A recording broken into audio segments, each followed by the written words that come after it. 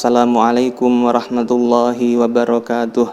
Bismillah, walhamdulillah, wassalatu wassalamu ala rasulillah Sayyidina maulana Muhammadin ibni Abdillah wa ala alihi wa sahbihi man walah. Wala hawla wala quwata illa billah. Amma ba'du. Ini adalah video presentasi penjelasan materi ke-9 mata kuliah Qiraatul Kutub di jurusan Perbankan Syariah, yang mana pada materi ini kita akan membahas tentang macam-macam ijarah atau sewa menyewa. Untuk menyingkat waktu, langsung saja saya bacakan. Bismillahirrahmanirrahim. Qala al-muallifu asy-syaikh Ibnu Rushdi al-Hafid rahimahullahu ta'ala wa nafa'ana bihi bi 'ulumihi fid dharaini amin. Wa amma anwa'ul ijarati fa innal ulama'a ala annal ijarata ala durbaini. Wa amma anwa'ul ijarati, wa amma dan adapun, anwa'u macam-macam, al ijarati akad ijarah atau sewa menyewa, dan adapun macam-macam akad sewa menyewa, fa innal ulama'a maka sesungguhnya para ulama, ala annal ijarota mereka berpendapat, ala anna bahwasanya al ijarota akad sewa menyewa, ala durbaini itu ada dua macam. Ala durbaini ada dua macam. Ya, jadi kontrak sewa menyewa ada dua macam. Ijaratu manafi'i a'yanin mahsusatin wa ijaratu manafi'a fi dhimmati qiyasan 'alal bai'i. Yang pertama, ijaratu manafi'i a'yanin mahsusatin. Ijaratu kontrak sewa menyewa, manafi'i a'yanin manfaat barang. Kontrak sewa menyewa atas manfaat barang, mahsusatin yang kasat mata, yang bisa diindra. Jadi manafi' itu jamak atau bentuk plural dari manfa'ah. Manfa'atun artinya manfaat, ya.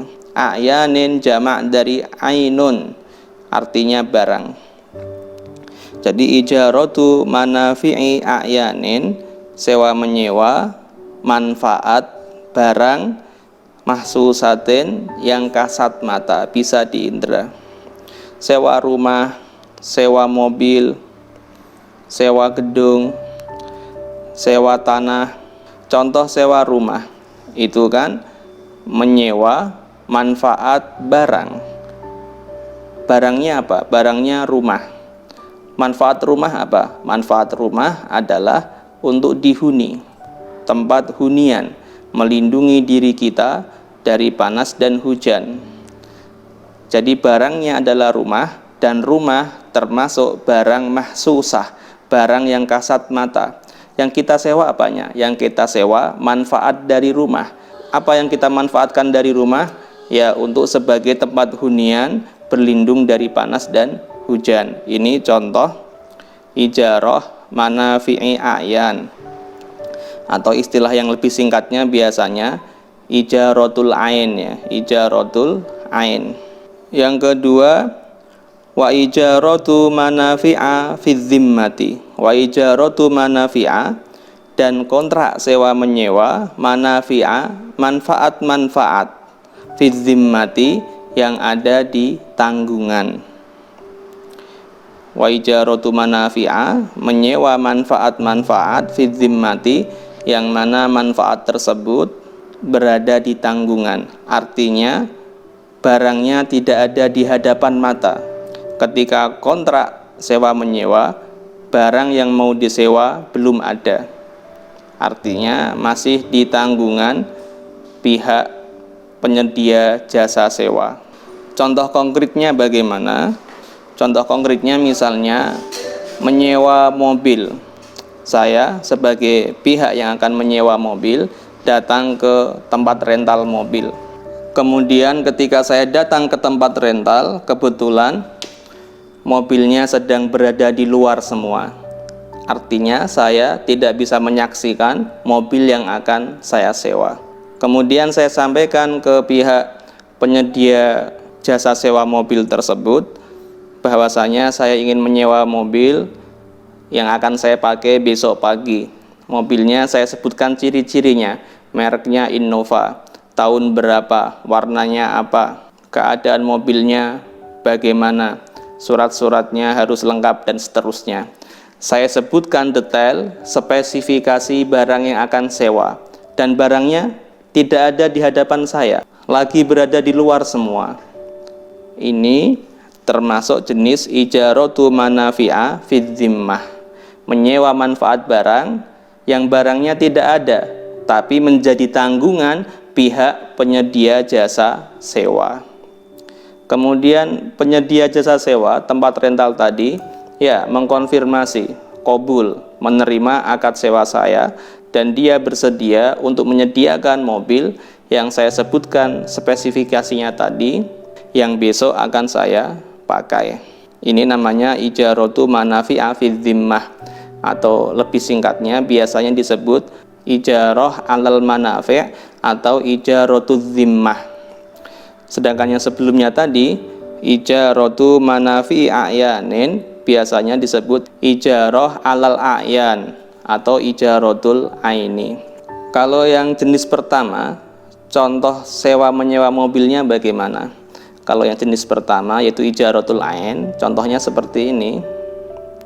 Saya datang ke tempat rental, mau nyewa mobil Innova, warnanya hitam, tahun sekian, surat-suratnya lengkap, keadaan mobilnya seperti ini. Kemudian ketika kontrak sewa berlangsung, mobilnya ini ada di tempat, ada di hadapan saya. Jadi langsung saya tunjuk, Pak, saya mau nyewa mobil Innova yang ini. Mobilnya langsung saya tunjuk karena ada di hadapan saya. Ini ijaratul ain yang jenis pertama. Yang jenis kedua, yang ijaratu manafi' fid zimmah, itu mobilnya dalam keadaan tidak ada di tempat. Oleh karena itu saya sebutkan sifat-sifatnya. Kedua-duanya sah, boleh. Qiyasan alal bai'i, ijarah manafi' fid zimmah, sewa manfaat barang yang barangnya tidak ada di tempat tapi menjadi tanggungan penyedia jasa sewa, itu boleh qiyasan, sebagai qiyas alal bai'i, atas jual beli. Kita ingat dalam jual beli itu boleh jual beli yang barangnya bisa disaksikan oleh mata kepala, ini jual beli biasa. Juga boleh jual beli yang model akad salam. Akad salam itu barangnya belum ada, cukup disifati, disebutkan spesifikasi barang yang dipesan, besok akan dikirim atau lusa akan dikirim. Boleh juga bai'ul ghaib, jual beli barang yang barangnya tidak bisa disaksikan oleh mata kepala para pihak yang bertransaksi. Kalau dalam jual beli boleh, maka seharusnya dalam kontrak sewa menyewa pun boleh. Artinya kontrak sewa ini dianalogikan, dikiaskan, disamakan dengan kontrak jual beli, bahwasanya objek transaksi jual beli dan objek transaksi sewa menyewa itu boleh ada di tempat, disaksikan langsung, ditunjuk langsung. Boleh juga barangnya tidak ada di tempat tapi menjadi tanggungan pihak penyedia jasa sewa, sebagaimana dalam jual beli, hal itu boleh. Kemudian perlu saya singgung di sini, dalam buku-buku fikih muamalah yang berbahasa Indonesia khususnya, itu terkadang kedua jenis sewa menyewa ini disederhanakan dengan bahasa yang seperti ini. Sewa menyewa ada dua macam, yaitu ijaratul ain, sewa menyewa barang, dan ijaratul zimmah, sewa menyewa jasa. Jadi ijaratul ain sewa barang, sewa rumah, sewa mobil, sewa gedung, itu ijaratul ain. Kalau ijaratul zimmah itu sewa jasa. Misalnya sewa jasa Gojek untuk mengantarkan saya dari satu tempat ke tempat yang lain. Sewa jasa salon atau sewa jasa potong rambut. saya sewa karyawannya untuk memangkas rambut saya. Atau sewa jasa penjahit untuk menjahit baju saya. Kalau sewa jasa masuknya ijaratul zimmah. Kalau sewa barang masuknya ijaratul ain. Ada yang menyederhanakan seperti itu. Ini ada benarnya, tapi sebetulnya kurang tepat. Karena apa? Karena sewa barang sendiri itu bisa menjadi ijaratul ain, bisa menjadi ijaratul zimmah. Tadi saya contohkan ya, sewa barang, sewa mobil. Sewa mobil itu, kalau mobilnya ketika saya sewa ada di tempat, langsung saya tunjuk, saya sewa mobil yang ini menjadi ijaratul ain.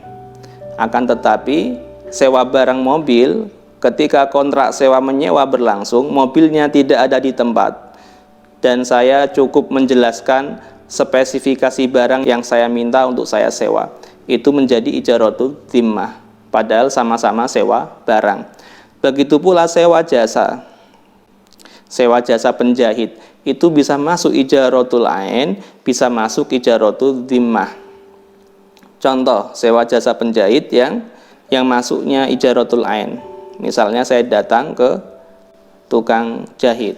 Saya bilang ke penjahitnya, "Pak, saya sewa diri Anda untuk menjahit kain saya ini. Jadikan baju dengan ukuran sekian, modelnya sekian." Kemudian tukang jahitnya, "Ya, saya terima kontrak sewanya." Ini meskipun sewa jasa, tapi masuknya ijaratul ain. Karena apa? Karena objek transaksi, yaitu bapak penjahitnya, ketika kontrak langsung saya tunjuk, "Pak, diri Anda saya sewa untuk menjahit baju saya." Maka ini masuknya ijaratul ain. Karena apa? Karena objek akad ada di tempat dan langsung ditunjuk. Itu inti dari ijaratul ain adalah, saya ulangi lagi, ijaratul ain itu intinya adalah objek akad sewa, yaitu barang yang akan disewa ada di tempat dan langsung ditunjuk ketika akad. Kemudian contoh akad sewa jasa yang masuknya ijaratul zimmah. Contohnya tadi saya datang ke tukang penjahit, dan kebetulan tukang jahit tersebut memiliki banyak karyawan yang semuanya siap menjahit baju saya. Saya sampaikan kepada bapak tukang jahit, "Pak, saya ingin menyewa jasa penjahitan baju saya ini. Ukurannya sekian, modelnya sekian." Kemudian tukang jahitnya, "Ya, saya terima kontrak sewanya." Ini masuknya ijaratul zimmah. Kenapa? Karena yang saya sampaikan kepada tukang jahit adalah saya menginginkan jasa sewa penjahitan. Dari siapa? Yang penting melalui bapak tukang jahit. Mau dijahit karyawannya yang A, mau dijahit oleh karyawannya yang B atau yang C, terserah, nggak masalah bagi saya. Yang penting saya sewa jasa penjahitan dari tempat ini, mau dijahit oleh penjahit yang A atau penjahit yang B atau yang C, terserah. Itu tidak masalah bagi saya. Yang penting model bajunya seperti ini, ukurannya seperti ini, beres. Ini ijaratul zimmah. Kenapa? Karena tukang jahitnya tidak saya tentukan yang mana. Yang penting nanti terjadi jasa penjahitan oleh siapapun tidak masalah. Ini termasuk ijaratul zimmah. Faham bedanya ini ya?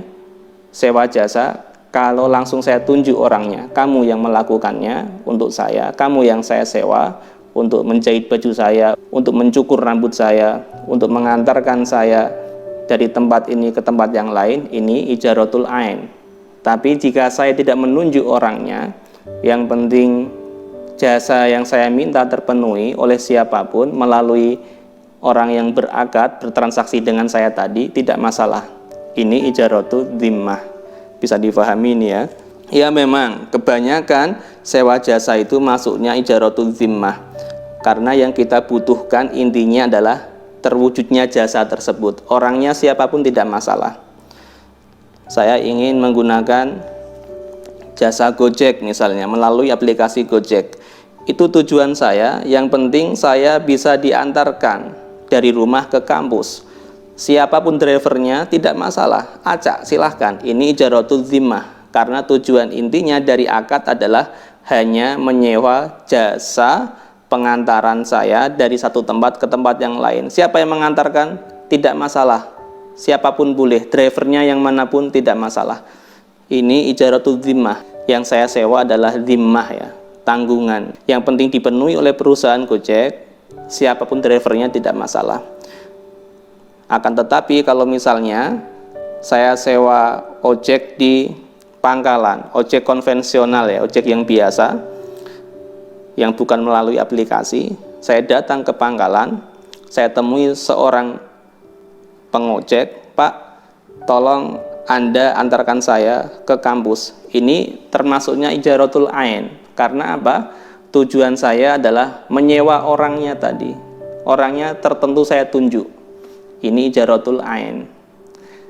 Jadi baik sewa jasa ataupun sewa barang, itu ada kalanya ijaratul ain, ada kalanya ijaratul dhimmah. Ini yang pengetahuan yang sebenarnya tentang macam-macam kontrak ijarah. Sedangkan yang ada di buku-buku fikih muamalah berbahasa Indonesia itu sudah disederhanakan ya. Kalau sewa barang dikatakan ijarah manafi' a'yan atau ijaratul ain. Kalau sewa jasa dikatakan ijaratu manafi' fi dhimmah atau ijarah dhimmah. Ya ada benarnya, tapi kalau didalami lagi agak kurang tepat. Oke, kita lanjutkan. Walladzi fi dhimmati, adapun menyewa barang fi dhimmati yang ditanggungan, artinya barang atau jasanya tidak bisa kita tunjuk karena tidak sedang di tempat. Min syartihi, itu termasuk syarat sahnya al-wasfu, adalah menjelaskan sifat-sifat barang atau jasanya, menyebutkan spesifikasi barang atau jasa yang akan kita sewa. Walladzi fil aini, walladzi adapun penyewaan fil aini yang langsung pada ain, artinya barangnya hadir, bisa kita saksikan, bisa kita tunjuk. Begitu pula penyedia jasanya hadir, langsung bisa kita tunjuk, yang kamu yang menyukur saya, yang kamu yang menjahit baju saya, misalnya seperti itu. Min syartihi, termasuk syaratnya ar-ru'yatu, adalah melihat barang atau penyedia jasanya langsung. Ya kalau mau nyewa mobil yang ijaratul ain, langsung tunjuk mobil yang ini, langsung dilihat mobilnya dan langsung ditunjuk. Awis sifatu ingdahu, atau menyebutkan sifat-sifat atau spesifikasi barang dan jasa ingdahu, di hadapan barang atau penyedia jasa yang akan kita sewa. Mau nyewa mobil, ya mobilnya langsung kita lihat, kita tunjuk, atau di samping mobil tersebut kita jelaskan spesifikasinya yang seperti apa, sifat-sifatnya yang seperti apa. Kalhali fil mabi'at, kalhali sebagaimana keadaannya fil mabi'at, di dalam kontrak jual beli. Al-mabi itu aslinya adalah barang yang dijual. Dan kita ingat, barang yang dijual itu pun ada dua macam. Kalau jual beli biasa berarti barangnya hadir dan bisa kita saksikan. Kalau jual beli salam, kan barangnya belum ada salam itu, baru mau kita pesan. Kalau salam yang barangnya belum ada bagaimana? Ya kita sebutkan sifat-sifat, ciri-ciri atau spesifikasi barang yang akan kita pesan dengan akad salam tadi. Begitu pula P'ul Ghaib. P'ul Ghaib, ya barangkali barangnya hadir tapi tidak bisa kita saksikan karena terbungkus kardus, ya kita sebutkan spesifikasi barangnya itu cukup. Ini sama halnya juga dengan akad al-ijarah, sewa menyewa. Objek sewa ada kalanya hadir, bisa kita saksikan barangnya langsung, ada kalanya barangnya juga tidak hadir di majelis akad, maka kita sebutkan spesifikasinya secara mendetail seperti itu ya. Ini makna kalhali fil mabi'at, artinya objek sewa keadaannya sama dengan objek jual beli. Ada kalanya hadir di tempat, bisa disaksikan langsung, ada kalanya tidak. Min syartis sifati ingdahu, dan termasuk syarat mensifati barang atau jasa yang akan kita sewa. Wa min syarti, termasuk syarat as-sifati, mensifati atau menjelaskan spesifikasi ingdahu terhadap barang atau jasa yang akan kita sewa, terutama yang pada ijaratul dhimmah, sewa menyewa yang barangnya dalam tanggungan. Dzikrul jinsi wan naw'i adalah menyebutkan jenis, wan naw'i dan naw, macam. Ini kita harus bisa membedakan apa itu jenis, apa itu naw. Jenis itu ya jenis, an-naw itu macam. Saya beri contoh mudahnya dahulu. Makanan pokok itu kan punya banyak jenis. Ada kalanya beras untuk orang Indonesia misalnya, ada kalanya jagung, ada kalanya gandum orang Arab. Itu jenis-jenis makanan pokok, gandum, beras, jagung dan lain sebagainya, kentang. Kemudian tiap jenis makanan pokok ini di dalamnya banyak naw, banyak macamnya. Beras misalnya, itu kan macamnya banyak. Ada beras C4, ada beras rojo lele, ada beras apa, itu macam-macam beras. Paham ya? Apa itu jenis, apa itu naw? Jenis itu adalah pembagian yang lebih global. Di dalam jenis, jika didetailkan, ada macam-macamnya lagi, ada pembagian-pembagian lagi. Seperti itu ya. Ini misalnya, saya ingin menyewa pakaian. Maka kata pakaian itu kan punya banyak jenis, punya banyak naw. Jenisnya pakaian itu ya ada pakaian atasan, ada pakaian bawahan, bahkan ada pakaian daleman. Ini yang mau saya sewa yang mana? Jenisnya saya jelaskan. Saya datang ke penyedia jasa sewa pakaian, saya sampaikan saya ingin menyewa pakaian jenis atasan. Kemudian pakaian atasan kan punya banyak naw. Macamnya yang bagaimana? Apakah atasan hem, atau baju koko, atau lengan pendek, atau baju untuk pengantin? Oh, ini kan macam-macam. Maka saya jelaskan, saya sewa baju atasan yang hem, lengan panjang. Seperti itu ya.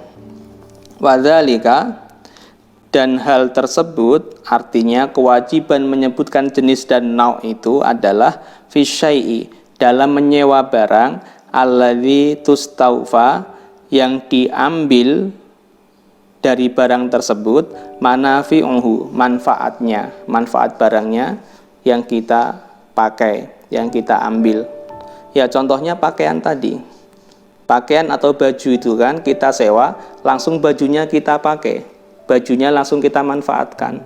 Maka dalam menyewa barang-barang yang seperti itu, barangnya yang langsung bisa kita pakai, kita manfaatkan langsung, cukup menyebutkan jenisnya dan nauknya. Jenisnya baju atasan, nauknya adalah hem lengan panjang, warnanya apa, ukurannya apa.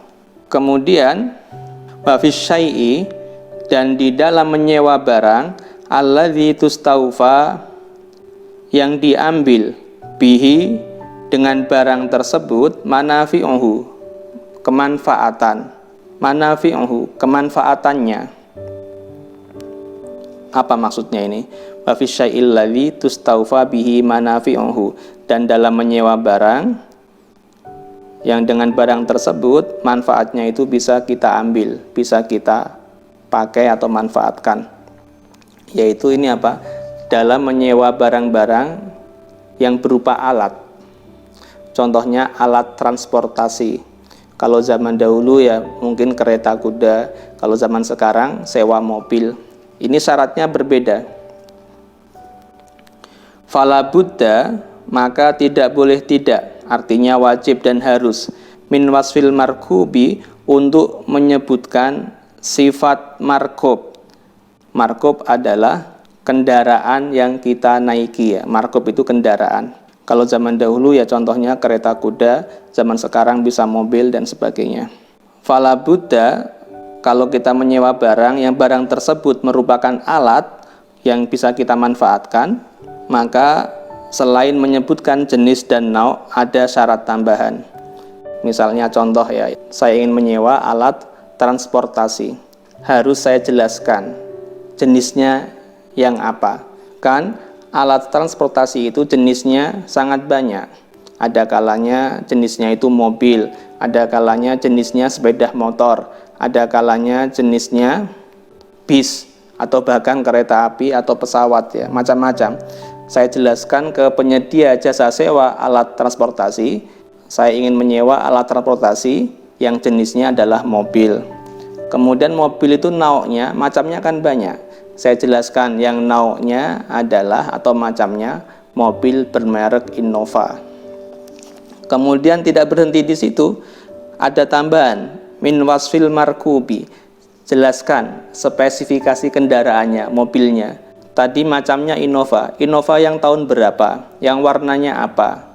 Ini juga saya perlu menjelaskan kepada pihak penyedia jasa sewa mobil. Masalan, sebagai contoh ini, jika contohnya ingin menyewa alat transportasi, maka kendaraannya pun harus saya jelaskan spesifikasinya ya. Ya, alat transportasi jenisnya mobil, macamnya Innova, yang sifatnya Innova yang bagaimana, tahun berapa, warnanya bagaimana, juga harus saya jelaskan jika ingin menyewanya.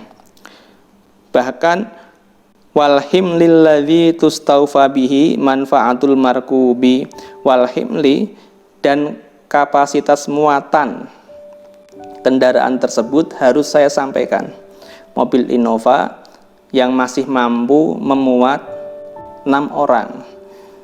Jangan-jangan nanti dikasih Innova yang sudah jadul, yang hanya mampu mengangkut 2 orang saja, yang jok belakangnya sudah pada rusak misalnya. Maka perlu saya jelaskan ini al-himli, kapasitas muatan. Saya jelaskan ke jasa penyedia sewa mobil atau rental mobil, mobil Innova yang kapasitas muatannya masih mampu menampung 6 orang. Kalau misalnya sewa truk, ya jelaskan truk yang masih mampu menampung berapa kilo, berapa kuintal, berapa ton, harus dijelaskan pula. Alladzi tustaufa, yang diambil, yang dipakai, bihi, dengan kapasitas muatan tersebut, manfaatul markubi, manfaat dari kendaraan. Saya ulangi, walhimli, dan kapasitas muatan, alladzi tustaufa, yang mampu ditampung, bihi, kapasitas muatan tadi, manfaatul markubi, manfaat dari kendaraan. Artinya dijelaskan kapasitas muatan kendaraannya itu mampu berapa, karena itu berhubungan dengan manfaat dari kendaraan tersebut. Ya, ini paragraf pertama ya. Ya, saya ulangi lagi kesimpulannya secara singkat. Sewa menyewa itu ada 2 macam. Ada kalanya ijaratul ain, sewa menyewa barang atau jasa yang hadir, bisa kita saksikan, bisa kita tunjuk barangnya atau jasanya. Dan ada ijaratul dhimmah, sewa barang atau jasa yang tidak hadir, yang tidak bisa kita lihat, yang tidak bisa kita tunjuk. Maka syaratnya apa? Harus disifati, harus dijelaskan spesifikasi barang dan jasanya. Kita sampaikan itu kepada penyedia jasa sewa. Kemudian kalau barang yang kita sewa itu langsung kita pakai, langsung kita manfaatkan, syaratnya adalah menyebutkan jenis dan nau'nya, jenis dan macamnya. Tapi kalau barang yang kita sewa itu berupa alat, syaratnya harus lebih detail lagi. Kita sebutkan ke penyedia jasa sewa, yang pertama jenis barangnya, yang kedua nau'nya, dan yang ketiga adalah tadi kalau contohnya kendaraan, ciri-ciri, spesifikasi kendaraannya kita sebutkan.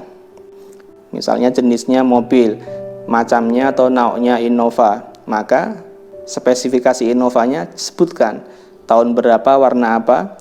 Kemudian bahkan walhimli, ini Innova masih mampu menampung berapa orang, kapasitas muatannya masih mampu menampung berapa orang. Itu semua kita jelaskan dan hukumnya wajib sebagai syarat sahnya ijaratul dhimmah. Kita lanjutkan paragraf kedua. Wa ingda Malikin, dan menurut Imam Malik, annar raqiba, bahwasanya penumpang, raqib ini orang yang menaiki kendaraan, penumpang ya, layah taju, itu tidak perlu ayu sofa, untuk dijelaskan kepada pihak penyedia jasa sewa. Jadi paragraf kedua ini masih nyambung pembahasannya dengan paragraf pertama. Tadi contohnya ya, sewa alat transportasi, mobil. Ini ada pertanyaan, orang yang akan menaiki, orang yang akan menggunakan mobil tersebut, apakah perlu juga kita jelaskan kepada pihak penyedia jasa sewa mobil tersebut, ataukah tidak perlu? Menurut Imam Malik tidak perlu. Artinya contohnya seperti ini, Pak, saya mau sewa mobilnya Innova tahun sekian, warna sekian, yang masih mampu menampung 6 orang. Sudah titik cukup. Tidak perlu saya jelaskan kepada pihak penyedia jasa sewa, Pak, nanti yang akan menaiki mobil ini jumlah penumpangnya ada 6 orang, yang kira-kira berat badan mereka itu totalnya adalah sekian ratus kilo. Tidak perlu. Karena apa?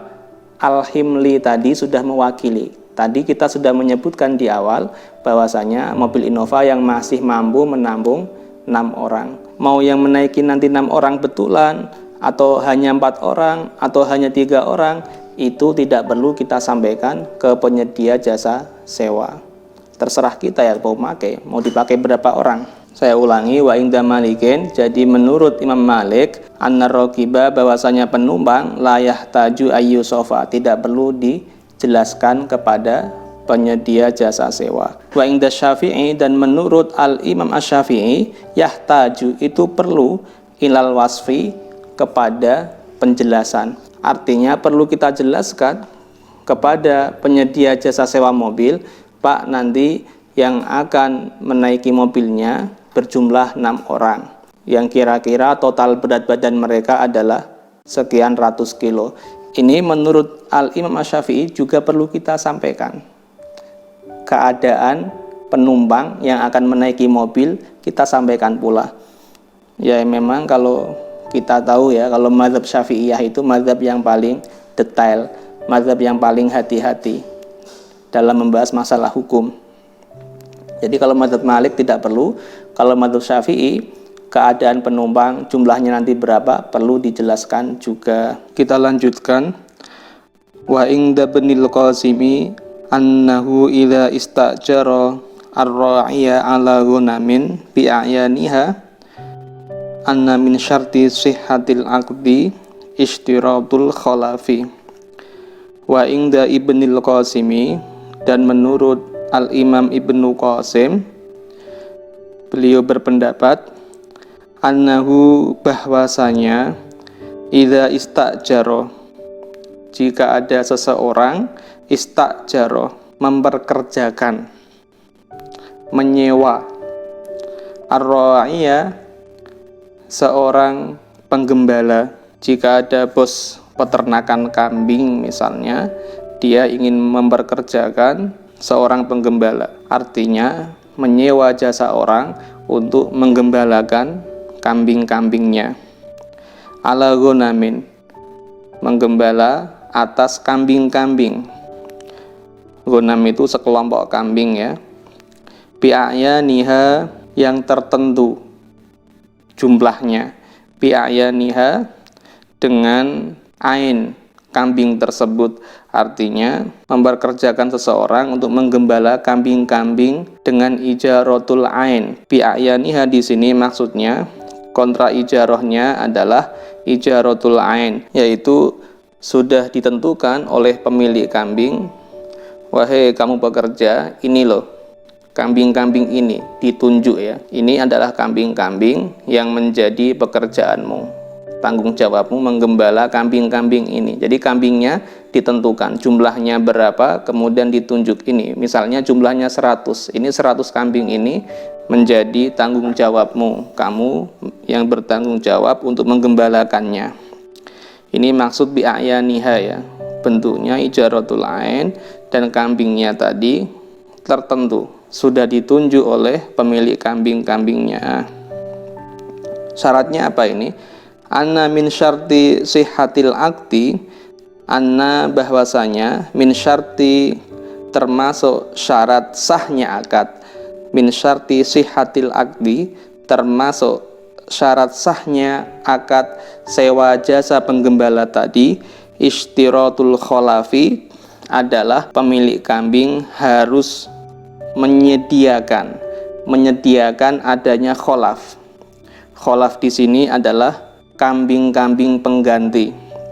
Ishtiratul kholafi adalah pensyaratan adanya kambing-kambing pengganti. Maksudnya apa ini? Contohnya seperti ini. Saya pengusaha peternakan kambing. saya butuh jasa penggembala.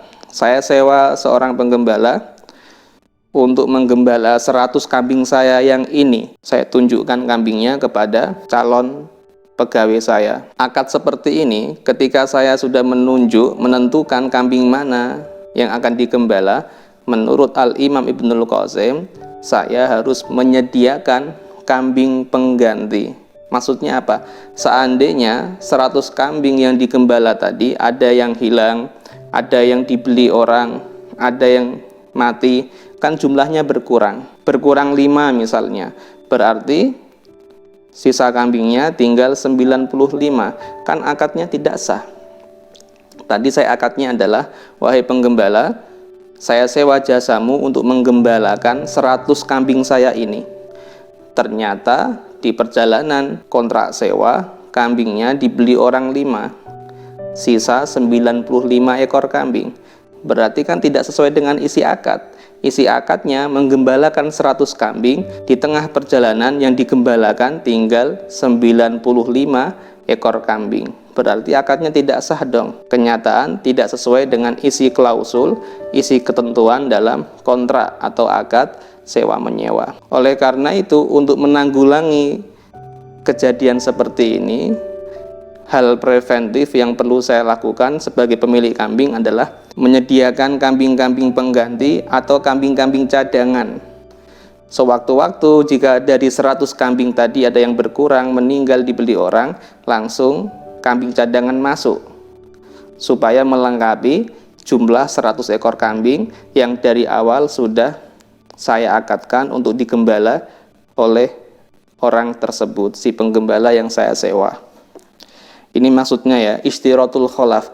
Jadi saya harus menyediakan kambing-kambing cadangan supaya jumlahnya tetap 100, karena akadnya adalah menggembala 100 ekor kambing. Oleh karena itu, ketika di tengah perjalanan kok berkurang jumlahnya, santai saja, masih ada kambing-kambing cadangan yang siap menggantikan, yang siap melengkapi jumlah 100 ekor kambing tadi. Wa inda ghairihi, dan menurut selain Al-Imam Ibnul Qasim, selain beliau, Ibnul Qasim berpendapat talzamu, menjadi lazim, al-jumlatu, jumlah kambing yang ditentukan tadi, bi ghairi syartin, tanpa perlu ada persyaratan, menyediakan kambing-kambing cadangan atau kambing-kambing pengganti. Artinya, selain Al-Imam Ibnul Qasim berpendapat tidak perlu mensyaratkan adanya kambing-kambing cadangan. Itu sudah otomatis. Artinya ketika kontrak sewanya berbunyi, saya menyewa jasa kamu untuk menggembalakan 100 kambing saya yang ini, maka ketika di tengah perjalanan kambingnya berkurang karena laku terjual atau ada yang mati, maka secara otomatis pemilik kambing berhak untuk mengganti kambing yang hilang atau yang mati atau yang terjual dengan kambing-kambing baru. Yang penting jumlah kambingnya masih 100, maka akadnya sah. Jadi di dalam akad tidak perlu adanya klausul, jika nanti di tengah perjalanan kambing saya ada yang laku atau ada yang mati, maka ini adalah calon-calon kambing penggantinya, atau ini adalah kambing-kambing cadangannya yang akan masuk ke hitungan untuk melengkapi 100 kambing. Hal tersebut tidak perlu dituangkan di dalam akad, itu sifatnya otomatis. Akadnya menggembala 100 kambing, di tengah perjalanan ada yang mati, ada yang laku, maka si pemilik kambing boleh menggantinya dengan kambing baru tanpa perlu ada klausul tadi ya, klausul jika kambing saya nanti di tengah perjalanan ada yang laku, ada yang mati, ini adalah kambing-kambing penggantinya. Tidak perlu ada klausul seperti itu. Artinya pemilik kambing bebas mau mengganti dengan kambing yang mana saja. Yang penting jumlahnya nanti tetap 100 sampai akhir akad. Karena di awal akad perjanjiannya adalah akan menggembala 100 kambing. Ya, ini adalah contoh klasik akad sewa menyewa di zaman dahulu yang masih ramai peternak kambing dan jasa-jasa menggembala kambing. Di zaman sekarang sudah jarang ya, apalagi di kota-kota. Ya yang penting kita pelajari contoh-contohnya, mau contoh klasik, mau contoh modern. Karena contoh klasik seperti ini akan berfungsi, akan berguna untuk pengkiasan analogi. Ketika terjadi ada kasus baru kontemporer, kita bisa mengkiaskan kasus baru tersebut dengan kasus yang sudah pernah terjadi, kasus klasik. Jika mirip kasusnya, maka hukumnya bisa disamakan. Itu namanya kias ya. Mengkiaskan permasalahan modern dengan permasalahan klasik yang modelnya mirip, yang unsur-unsurnya mirip. Saya ulangi lagi. Wa inda ghairihi, dan menurut selain Al-Imam Ibnul Qasim, talzamu, menjadi lazim, artinya menjadi sah dan berlaku. Al-jumlatu, jumlah kambing yang menjadi objek dari penggembalaan. Bi ghairi syartin, tanpa adanya syarat yang berupa klausul di dalam akad sewa menyewa yang berbunyi klausulnya nanti misalnya di tengah perjalanan dari 100 kambing ini ada yang laku terjual, atau ada yang mati, atau ada yang hilang.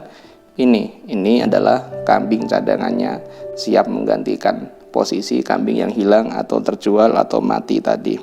Bi ghairi syartin, tanpa perlu klausul itu dinyatakan di dalam akad, karena sifatnya sudah otomatis. Ketika saya mengucapkan, saya sewa jasa Anda untuk menggembala kambing saya yang berjumlah 100 ini, talzamu al jumlah, maka jumlah 100 ini menjadi lazim, menjadi berlaku dan menjadi pasti. Ketika di tengah akad ada yang mati, otomatis boleh digantikan dengan kambing yang manapun, meskipun ketika akad tidak ada klausul untuk mengganti kambing yang mati atau hilang atau laku tersebut. Ya, seperti itu. Ini paragraf kedua. Kesimpulan dari paragraf kedua ini adalah kalau menyewa alat transportasi, mobil misalnya, menurut Al-Imam Malik kita tidak perlu menjelaskan kepada penyedia jasa sewa mobil atau rental mobil nanti penumpangnya adalah ini, jumlahnya berapa orang, tidak perlu. Tapi menurut Al-Imam Asy-Syafi'i itu perlu dijelaskan kepada penyedia jasa sewa mobil. Kemudian masalah menyewa jasa penggembala tadi saya kira sudah jelas ya. Kemudian kita masuk ke paragraf yang ketiga.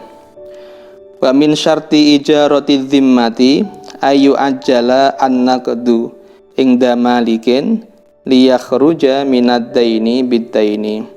Wa min syarti ijarati dhimmati, dan termasuk syarat sahnya ijaratu dhimmah. Apa tadi? Pengertian ijaratu dhimmah, sewa menyewa barang atau jasa yang masih dalam tanggungan. Barang yang akan disewa tidak hadir ketika kontrak ijarah. Misalnya tadi sewa mobil, mobilnya semuanya lagi di luar, maka cukup saya jelaskan saya ingin menyewa mobil jenis ini dengan spesifikasi seperti ini, sah, tidak masalah. Tapi syaratnya apa? Ayu ajala an-naqdu. Ayu ajala adalah disegerakan, an-naqdu uang cashnya, artinya ongkos sewanya harus dibayar di muka, di majelis kontrak atau di majelis akad, uang sewanya dibayar cash, lunas. Ini syarat ijaratul dhimmah. Beda dengan ijaratul ain, sewa menyewa barang atau jasa yang ada di hadapan mata, bisa kita tunjuk, maka itu ongkos sewanya boleh dibayarkan di muka, di majelis akad, boleh dibayarkan nanti belakangan ketika sudah selesai kontrak sewa. Bahkan ngutang pun boleh, tidak masalah. Itu kalau ijaratul ain. Jadi ini letak perbedaan ijaratul ain dan ijaratul dhimmah yang berikutnya, yaitu masalah pembayaran uang sewanya berbeda.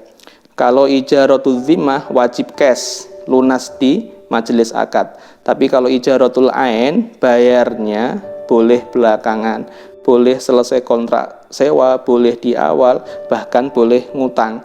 Tapi kalau ijaratul dhimmah tidak boleh ngutang, cash di majelis akad. Alasannya apa ini? Ingda Malikin, menurut Al-Imam Malik, ini juga menurut Al-Imam Asy-Syafi'i. Alasannya liyakhruja, supaya keluar kontrak sewa tersebut minad daini, Bidaini, dari akad jual beli utang dengan utang. Minadaini, dari barter utang atau jual beli utang. Bidaini, dengan utang. Jual beli utang dengan utang hukumnya haram. Gambarannya bagaimana kok jual beli utang dengan utang? Ya, gambarannya seperti ini. Ijaratul zimmah itu kan ketika kontrak terjadi, barangnya yang akan disewa belum ada. Contohnya tadi, mobilnya masih di luar, belum ditentukan, baru disifati, baru saya jelaskan spesifikasi mobilnya yang ingin saya sewa. Mobilnya lagi di luar. Mobilnya karena lagi di luar, ini dianggap mobilnya tidak ada. Mobilnya tidak ada, itu adalah utang. Karena objek sewanya adalah utang, maka pembayarannya tidak boleh utang, harus cash. Kalau objek sewanya utang, bayarnya nanti di akhir akad, itu juga namanya utang. Maka ini ada barter utang dengan utang. Ini mirip dengan kasus akad salam. Akad salam kemarin saya jelaskan, saya berikan contoh. Misalnya saya datang ke petani kopi, saya katakan, Bapak, saya pesan kopinya 10 kilo. Jenisnya ini, kualitasnya yang seperti ini. Saya jelaskan sifat-sifatnya. Ya, saya beli kopi tersebut dengan akad salam. Serahkan kepada saya nanti 3 bulan lagi.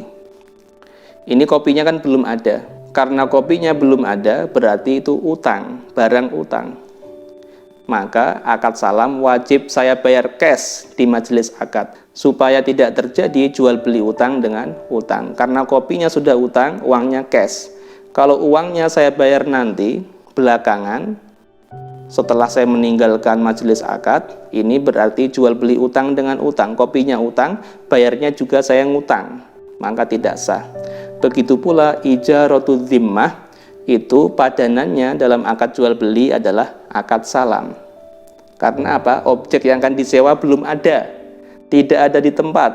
Sebagaimana halnya kopi yang belum dipanen, belum ada kopinya ketika terjadi kontrak salam.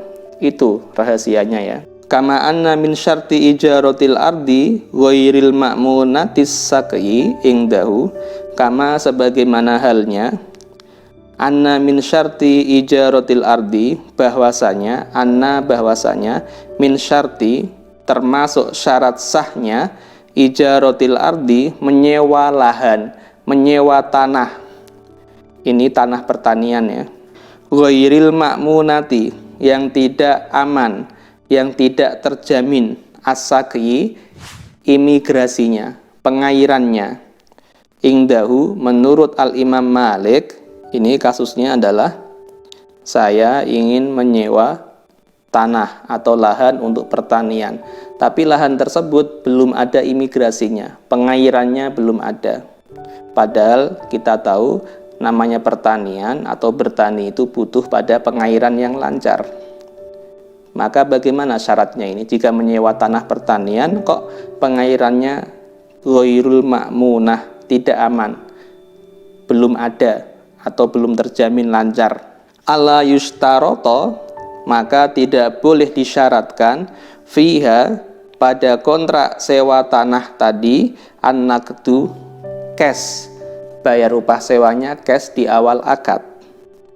Illa ba'dar royi, kecuali setelah dijamin adanya ar-royi. Ar-royi itu adalah imigrasi, pengairan yang sudah lancar. Maksudnya apa ini? Keterangannya seperti ini. Langsung saya contohkan ya. Jika saya ingin menyewa lahan pertanian, akan tetapi lahan pertanian tersebut belum ada pengairannya yang lancar, ghairil ma'munah, pengairannya belum terjamin lancar, maka tidak boleh dalam akad ada pensyaratan uang sewa harus dibayar cash, an-naqdu, di majelis akad. Tidak boleh. Kenapa tidak boleh ada klausul atau persyaratan pembayaran uang atau persyaratan pembayaran uang sewa secara cash di majelis akad? Ya, karena sewaktu-waktu bisa saja pertaniannya gagal. Sewaktu-waktu bisa saja pengairannya yang belum terjamin lancar tadi di tengah perjalanan sewa menyewa mati. musim kemarau, paceklik mati. Kalau lahan pertanian yang disewa untuk bertani di tengah bercocok tanam, pengairannya mati, maka panennya bisa gagal. Oleh karena itu, tidak boleh dibayar cash, kontan lunas di awal akad. Karena apa? Sewaktu-waktu ini akad sewanya bisa batal di tengah perjalanan. Si penyewa, jika di tengah perjalanan akad, pengairannya mati, dia punya hak khiar untuk membatalkan akad sewa menyewanya. Oleh karena itu, tidak boleh ada pensyaratan bayar cash di awal akad.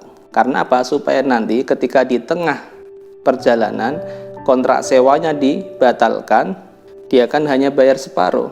Jika misalnya kontrak sewanya sudah berjalan separuh masa, kontrak sewa tanah misalnya 5 tahun, baru dipakai 2,5 tahun, pengairannya berhenti, maka dia punya hak khiar untuk membatalkan kontrak sewa menyewa, jadi hanya bayar separuh saja. Makanya kalau sewa tanah, pengairannya belum terjamin lancar, tidak boleh ada klausul harus bayar cash di majelis akad. Artinya bayarnya bebas, boleh di akhir akad, boleh di tengah akad, boleh juga di awal akad, silahkan. Tapi yang penting jangan dipersyaratkan. Tidak boleh ada klausul yang berbunyi uang sewa harus dibayar di majelis akad. Adapun kenyataannya mau dibayar di majelis akad, cash, terserah. Di sini yang dipermasalahkan adalah klausulnya ya, klausul adanya pembayaran ongkos sewa di majelis akad. Klausulnya tidak boleh. Adapun kenyataannya, ini si penyewa mau bayar di awal akad ya silahkan, tidak masalah. Illa ba'dar roi, kecuali benar-benar pengairannya sudah terjamin lancar. Illa kecuali ba'dar roi, setelah ar-roi. Ar-roi itu artinya apa? Kenyang ya. Kalau manusia kenyang. Kalau tanaman berarti apa? Ya pengairannya cukup. Kecuali setelah bisa dijamin bahwasanya pengairannya akan lancar terus-menerus sampai selesai kontrak sewa menyewa. Jika sudah bisa dijamin seperti itu, pengairannya akan lancar sampai selesai kontrak sewa menyewa, boleh ada klausul yang berbunyi bahwasanya si penyewa harus membayar cash ongkos sewa di majelis akad, tidak masalah. Karena apa? Akad sewa menyewa aman, tidak ada kemungkinan akan dibatalkan di tengah perjalanan karena airnya, pengairannya atau imigrasinya sudah dijamin oleh pemilik tanah akan lancar sampai akhir masa sewa menyewa, yaitu adalah kontrak sewa tanah pertanian versi mazhab Malik. Sedangkan di mazhab Syafi'iyah maka ketentuan dan hukumnya berbeda lagi ya. Tidak perlu saya singgung untuk mempersingkat waktu. Kita lanjutkan ke paragraf yang terakhir. Wakhtalafu, dan para ulama berbeda pendapat fil qira'i, di dalam akad qira'. Qira' itu sinonim dari ijarah. Al-ijaratu al-qira'u maknanya sama, kontrak sewa menyewa. Hal yadkhulu, apakah bisa masuk, yadkhulu masuk, fi anwa'ihi, di dalam macam-macam kontrak sewa di atas, yaitu ijaratul ain, sewa menyewa barang yang hadir di tempat, wa ijaratul dhimmah, atau sewa menyewa barang atau jasa yang tidak hadir di tempat. Apa yang masuk ke dalam macam-macam akad sewa? Al-khiyaru, khiyar, amla atau tidak. Artinya, apakah dalam akad sewa menyewa, baik itu yang ijaratul ain ataupun yang ijaratul dhimmah, itu ada khiyarnya. Sebagaimana dalam jual beli. Dalam jual beli ada khiyar majelis, ada khiyar syarat, ada khiyar aib. Sekarang pertanyaannya, akad sewa menyewa apakah juga terdapat khiyar di dalamnya? Ini para ulama berbeda pendapat. Faqala Malikun, faqala maka berpendapat Malikun Imam Malik, begitu pula Imam Abu Hanifah dan Imam Ahmad bin Hambal, ya juzu, boleh Al-khiyaru adanya khiyar, baik khiyar majelis atau khiyar syarat. Fisinfaini di dalam dua macam akad ijarah sekaligus. Sinfaini dua macam, apa saja? Tadi ijaratul ain ataupun ijaratul dhimmah, dua-duanya berlaku khiyar, baik khiyar majelis ataupun khiyar syarat. Minal kiroi dari kontrak sewa menyewa, di dalam dua jenis dari kontrak sewa menyewa, yaitu al-madmuni, sewa menyewa al-madmun, ini istilah lain dari dhimmah. Al-madmun itu sewa menyewa barang atau jasa yang ada di tanggungan, barang dan jasanya belum hadir di tempat. Wal muayyani, ataupun sewa menyewa barang atau jasa yang muayyan, yang bisa ditunjuk, yang hadir di tempat. Jadi al-madmun istilah lain dari ijaratul dhimmah, wal muayyan istilah lain dari ijaratul ain. Muayyan itu dari ain ya. Artinya dua-duanya berlaku khiyar. Wa qala Syafi'i, dan berpendapat al-Imam Asy-Syafi'i, la yajuzu, tidak boleh ada khiyar dalam kontrak sewa menyewa. Jadi paragraf terakhir ini kesimpulannya, ketiga mazhab Malikiyah, Hanafiyah dan Hambali menyatakan bahwasanya sewa menyewa sama persis dengan jual beli di dalam masalah khiyar, sama-sama ada khiyarnya. Mazhab Syafi'iyah menyatakan tidak, beda. Kalau ijarah sewa menyewa tidak berlaku khiyar, kalau jual beli berlaku khiyar, kecuali khiyar aib ya. Kalau khiyar aib di dalam mazhab Syafi'iyah pun berlaku khiyar. Contohnya bagaimana khiyar aib? Saya sewa rumah, kemudian kontraknya itu sewanya setahun, baru 5 bulan rumahnya roboh. Ini objek akad sewanya, yaitu rumah roboh, berarti ada aib, cacat. Ini saya punya hak khiyar untuk membatalkan kontrak ijarah dan meminta kembali sebagian ongkos sewa yang sudah saya bayarkan di awal akad misalnya. Jadi khiyar aib itu jika terjadi pada barang atau jasa yang disewakan rusak di tengah perjalanan, maka ini berlaku khiyar. Ini jika barang dan jasanya muayyan ya, ijaratul ain. Dalam ijaratul dhimmah nanti masalahnya beda lagi. Ya, ini adalah materi qiraatul kutub. Sudah saya bacakan teks bacaannya, macam-macam ijarah atau sewa menyewa. Kemudian nanti sesi kedua akan saya terangkan pembahasan kaidah nahwu tentang al-hal dan sahibul hal. Untuk teks bacaannya saya cukupi dahulu, semoga ini ada manfaatnya. Wabillahi taufiq wal hidayah. Wassalamualaikum warahmatullahi wabarakatuh.